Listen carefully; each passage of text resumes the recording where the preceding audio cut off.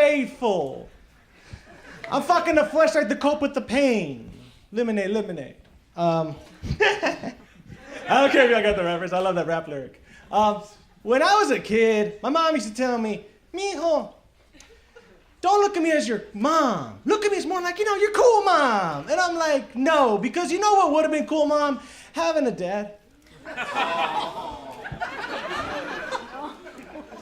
That would have made you super cool.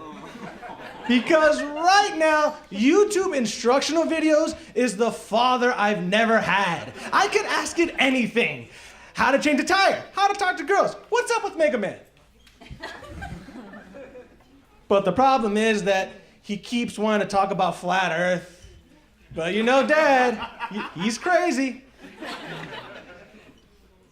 But he's not as creepy as my Uncle Pornhub. He just keeps wanting to show me weird videos. He's like, hey, do you want to see Black Panther fuck Wonder Woman or Green Lantern's dick? Ew. Yes, I do. I do. Before y'all start feeling sorry about my mom used to tell me this all the time. She used to tell me, mijo, nobody will love you but me and Jesus. And I'm like, I'm 8 years old. Could you not start over the sentence with nobody will love me? Guess what I'm gonna be taking to adulthood? I'm gonna be drinking to cope with the pain. Lemonade, lemonade. But, all this to tell you guys that I'm trying to date.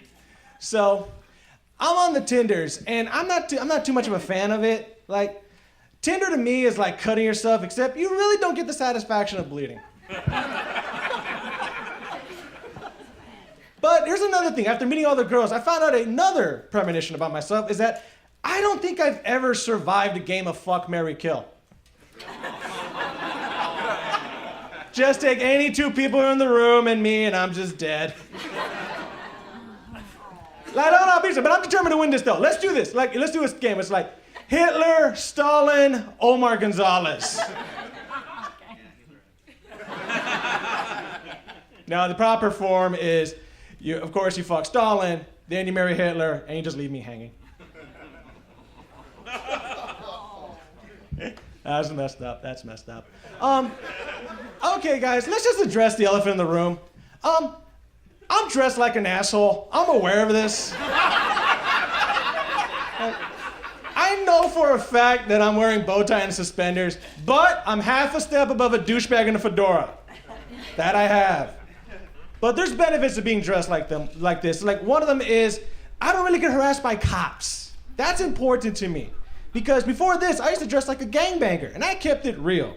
Do you know what's better than keeping it real? Going home at night. That's better than keeping it real. But, because right now, if I get pulled over by the cops, it's just a warning. If I get pulled over in my gangster clothes, somebody's yelling World Star. It's like, I see the Mexican getting his ass beat. I wonder what he's saying. Officer, the cuffs are too tight, and damn it, those are not even my drugs. But there's another benefit to being dressed like this, though. And that is, when these straps go down, you know shit's about to go down. I'm at 6th Street at a club talking to a girl, and then all of a sudden, her boyfriend comes up to me and tells me, hey, chile con queso. Stop talking to my girl dog. And I'm like, excuse me? That's what happens when I get offended. I start talking like a valley girl. I'm like, excuse me? Chile con queso? No. First, racist. Second, fat shaming. Third, rude. But seriously, boyfriend or whatever we call you, state of Texas allows me to walk around with these 2 guns right here. And I only can take them out when provoked. And you, sir, you done provoked me. Oh, yeah. You see these, it feels so good to unconceal these guns right here, you know what I mean? You know what? Oh, man, you've done fucked up, Papi. Ooh, no. Oh, hold on a second. Safety's off. You guys see this fear and premonition that's going over your bodies right now? Go with that feeling. I'm 186 pounds of solid hardcore mass. That's covered in about 70 to 80 pounds of pudding. But the rest of this, I assure you, is hardcore mess. But this boyfriend is an extra level of ignorance. So I look right in his eyes, and I have to go into my final fighting form, which all I do is this. And then all of a sudden, like, wings start popping from my arms, and I turn into one big old giant bird. Ba-gah! I don't know why that sounded feminine, but it's scary that way, so I'm just gonna go with it. Ba-gah! Hey, ladies, let me ask you a question. You ever fucked a chicken before? You should. There's a reason they call it a cock. And then the boyfriend is like, oh no, hey, I thought I was fighting some fat, chubby Mexican kid. I didn't know I was fighting an ostrich.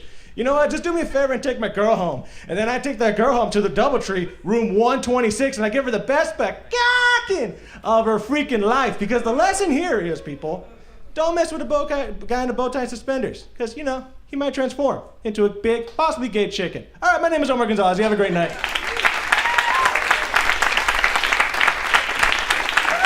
Omar Gonzalez, ladies and gentlemen, let him hear it.